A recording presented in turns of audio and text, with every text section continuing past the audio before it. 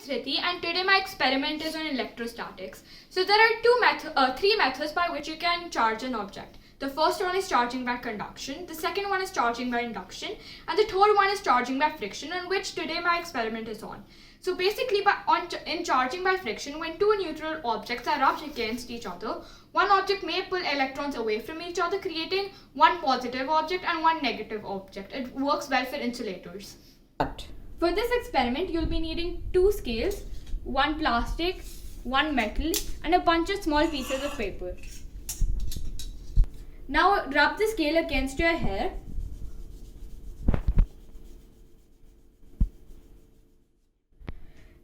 The scale is now charged and you'll see it attracts the tiny bits of paper. I'll do the same with the steel scale now. As you can see, I'm rubbing the steel scale against my hair. But now if you bring it close to the tiny pieces of paper, it won't attract the bits of paper. And that's because there's difference between the two scales. When we take the plastic scale and rub it against our hair, the scale gets charged and the charge stays here because plastic is an insulator. But when we did the same experiment with the steel, it did not attract the tiny bits of paper, and that's because the steel is a metal and metal is a conductor.